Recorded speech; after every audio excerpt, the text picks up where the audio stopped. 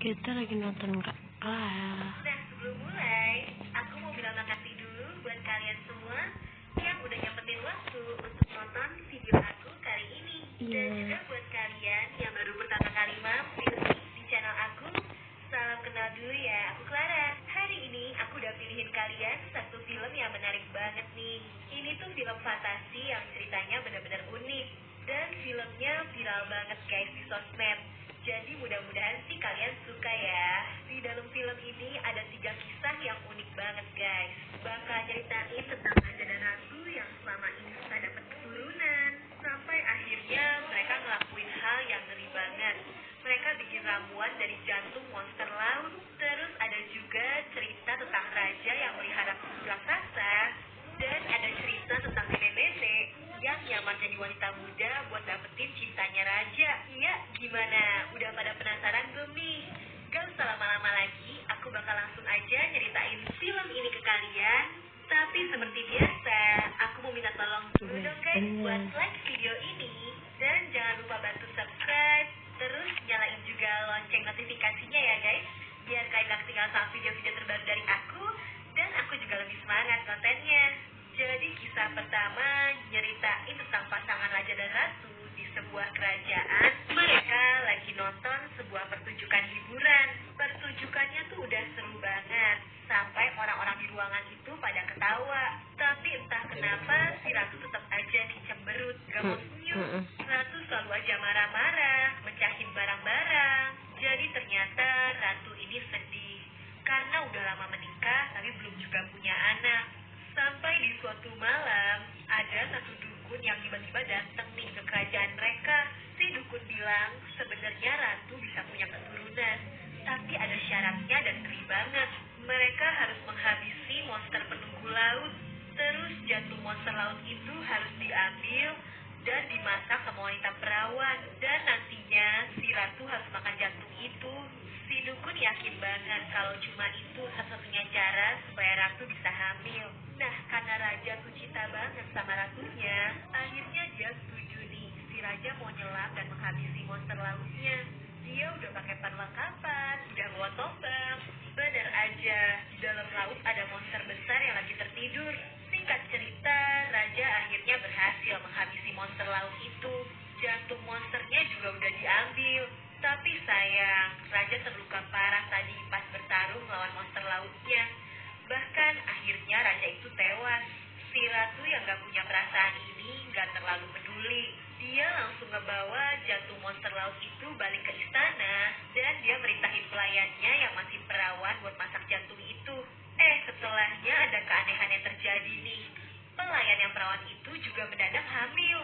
Dan sama guys, setelah ratu makan jantung monster laut itu, dia juga hamil dan akhirnya melahirkan seorang bayi laki-laki. Ratu jadi mulai bisa tersenyum dan gak sedih lagi. Waktu berlalu dan anak laki-lakinya itu udah remaja. Namanya Pangeran Elias. Uniknya dia punya rambut warna putih. Mungkin karena pengaruh monster laut itu kali ya. Dan yang lebih aneh, ternyata anaknya ratu ini kayak kembar gitu guys. Sama anaknya pelayan yang waktu itu hamil juga. Anak si pelayan dikasih nama Jonah. Mereka tumbuh bersama dan Elias akrab banget sama Jonah. Udah kayak saudara. Mereka juga suka ngabisin waktu di laut. Mungkin karena keturunan monster laut kali ya. Tapi ternyata ibunya gak suka. Dia bahkan marah nih ke si pelayan, ibunya Jonah. Karena menurut ratu, Elias dan Jonah yang gak sederajat. Elias kan pangeran, sementara Jonah ini cuma anak pelayan rendahan. Sampai di suatu malam, Jonah kebetulan lewatin kamar sang ratu. Ratu manggil dia dan malah ngira kalau Jonah itu Elias. Jonah si anak pelayan pura-pura aja kalau dia itu beneran Elias. Dan setelahnya dia nyeritain kejadian itu ke si Elias kan. Di momen itu Jonah dan Elias jadi yakin kalau mereka ini saudara kembar. Karena ratu aja gak bisa ngebedain mereka. Nah, karena Elias bener-bener peduli sama Jonah, dia punya rencana. Nanti kalau dia udah jadi raja, dia pengen merintah kerajaannya ganti-gantian sama Jonah. Supaya Jonah si anak pelayan ini nantinya juga bisa ngerasain rasanya jadi raja. Tapi ternyata sang ratu ngedengar semua pembicaraan mereka. Bahkan keesokan harinya, ratu langsung mutusin buat mengusir Jonah dan ibunya dari kerajaan itu. Elias benar-benar khawatir pas tahu kalau dia bakal pisah sama Jonah. Tapi dia juga nggak bisa ngelakuin apa-apa karena itu udah keputusannya ratu. Aduh, iklannya ganggu guys. Jonah berusaha nenangin Elias dengan ngasih lihat sebuah kolam di dekat pohon. Di situ ada air yang mengalir dan Jonah bilang selama aliran air itu jernih, berarti kondisinya lagi baik-baik aja. Elias gak perlu khawatir. Tapi kalau nanti airnya kotor, berarti Jonah ngirimin tanda kalau dia lagi butuh bantuan. Waktu berlalu dan suatu hari air kolam itu warnanya merah. Elias langsung tahu kalau Jonah lagi butuh pertolongannya. Makanya dia langsung berangkat nih nyari-nyari keberadaannya Jonah. Ternyata benar, Jonah lagi terluka, kejebak jatuh ke sebuah gua di tengah hutan. Dan di sana dia juga malah diserang sama monster. Beruntung Elias datang tepat waktu. Dia langsung menghabisi monster itu dan nyelamatin Jonah. Tapi Elias nggak tahu kalau sebenarnya monster itu tuh ibunya sendiri yang sebelumnya minta bantuan dari dukun waktu itu. Dia menjelma jadi monster karena mau menghabisi Jonah supaya nggak ganggu anaknya lagi. Ternyata rencananya gagal dan dia malah tewas dihabisi anaknya sendiri. Nah, masih lanjut nih guys ke kisah berikutnya yang seru banget. Di kerajaan seberang ada raja yang punya seorang putri yang namanya Violet. Si Violet ini putri yang berbakat banget, jago nyanyi dan main alat musik. Dia lagi ngasih penampilan spesial untuk ayahnya. Tapi tiba-tiba aja ada seekor kutu yang hinggap di tangannya raja. Dan raja jadi salfok nih. Dia jadi gak merhatiin penampilan putrinya sama sekali. Si raja malah sibuk berusaha nangkep kutu tadi. Terus setelah ketangkep, raja mulai ngasih makan kutu itu pakai darahnya sendiri. Kutu kecil itu dipelihara dong guys, ditaruh di wadah juga. Bahkan saking asiknya sama kutu itu, raja jadi gak mau keluar-keluar kamar. Dia sibuk bikinin mainan buat kutu peliharaannya. Dan ajaib, kutunya juga tumbuh makin besar karena dikasih makan darah raja terus. Kutunya sekarang udah bisa main kereta-keretaan dong nih. Nah, karena Violet jadi makin dicuekin sama ayahnya, dia kesepian dan minta ayahnya nyariin dia jodoh. Si ayah setuju, tapi dia butuh waktu dulu katanya. Dia mau mikirin cara yang tepat buat nemuin jodoh yang terbaik untuk putrinya ini. Sementara diam-diam, si raja masih melihara kutu ajaibnya itu kan guys. Aneh banget, gak disangka-sangka kutunya itu udah jadi segede gini dong. Bahkan makannya aja daging. Si raja sayang banget sama kutu peliharaannya itu. Tapi suatu hari pas kutunya udah gede banget, tiba-tiba peliharaan kesayangan raja itu jatuh sakit. Raja udah manggil dokter juga, tapi ternyata kutu raksasa itu udah gak bisa diselamatin guys. Kutunya meninggoy.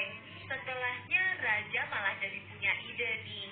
Putri Violet kan pengen nikah. Si raja akhirnya ngadain sayembara. Dia kulitin kutu peliharaannya itu.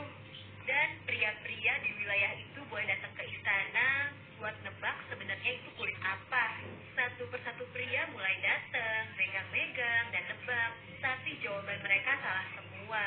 Malah kiranya itu kulit babi. Lagian mana mungkin ya mereka kepikiran kalau itu sebenarnya kulit kutu. Sampai tiba-tiba ada satu pria yang tubuhnya besar dan penampilannya serem datang ke istana buat ikut nebak juga. Pria itu asalnya dari gunung dan Putri Violet udah ketakutan nih. Entah gimana bisa, tapi pria itu malah nebaknya bener. Dia tahu kalau itu kulit kutu. Violet bener-bener ketakutan dan mau kabur. Tapi si raja udah terlanjur janji kan. Dan raja yang baik harus nepatin janjinya. Terpaksa Violet harus nurut dan nerima pria mengerikan itu jadi suaminya. Malah pria itu tinggalnya di atas gunung yang tinggi. Benar-benar beda sama Violet yang biasanya tinggal di kerajaan. Setiap hari Violet selalu sedih. Dia benar-benar pengen kabur.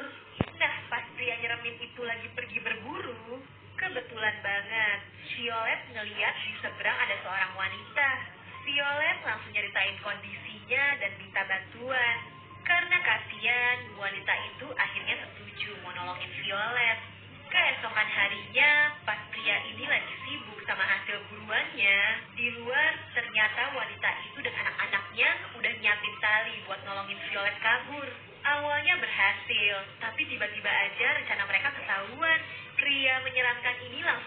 nyelundup juga ke seberang, tapi untung talinya berhasil diputusin. Pria itu jatuh guys ke dasar jurang. Setelahnya mereka udah seneng kan nih berhasil kabur. Tapi entah gimana caranya, ternyata pria mengerikan itu masih selamat. Orang-orang yang tadi nolongin Violet semuanya dihabisin. Di saat itu Violet sempat ngambil sebuah pisau dan dia masih berusaha kabur. Walau ya akhirnya dia terpojok. Nah, tapi dia pura-pura nyerah nih dan setuju buat pulang sama pria menyeramkan ini. Pas pria itu lengah, si Violet ternyata berhasil nih langsung menghabisinya. Setelahnya, Violet akhirnya pulang ke istananya.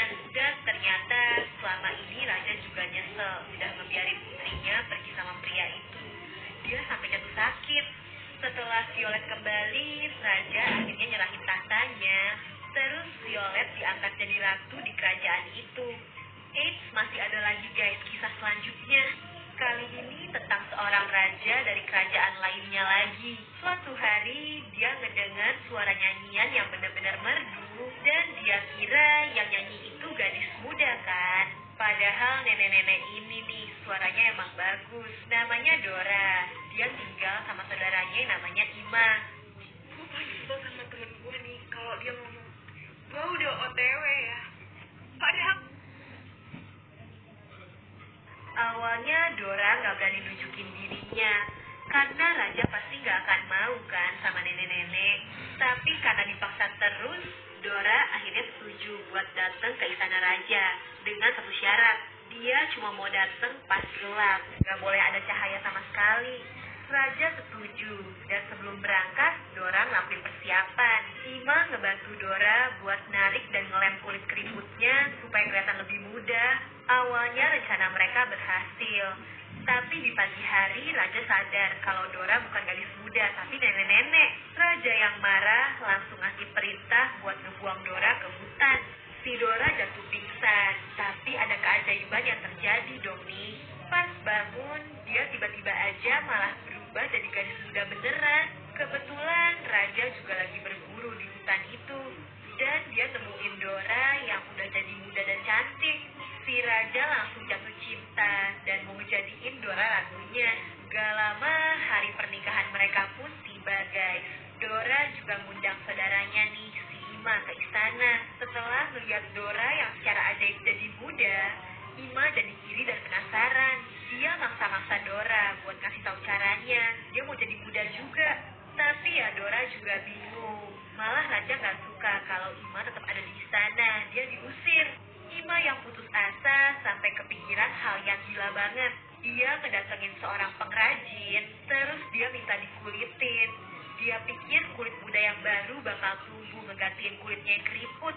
Si pengrajin awalnya gak mau.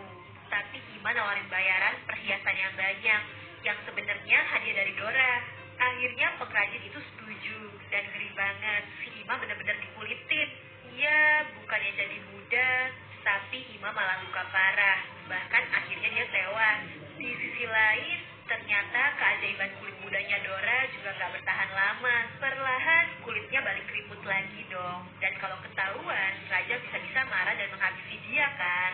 Akhirnya Dora milih buat kabur aja dan dia menghilang. Iya, itu tadi ceritanya. Semuanya tragis ya. Gimana? Kalian paling suka cerita si anak kembar, cerita Raja dan Kutunya, atau cerita nenek-nenek tadi guys? Komen di bawah Kalau aku ya. sih nenek-nenek Mudah-mudahan tadi ya. kalian terhibur, dan kalau kalian suka videonya jangan lupa di like. Terus bantu aku juga dengan subscribe dan nyalain lonceng notifikasi untuk channel ini ya guys. Kalian juga bisa komen di bawah kalau punya rekomendasi judul film seru lainnya yang pengen aku bahas.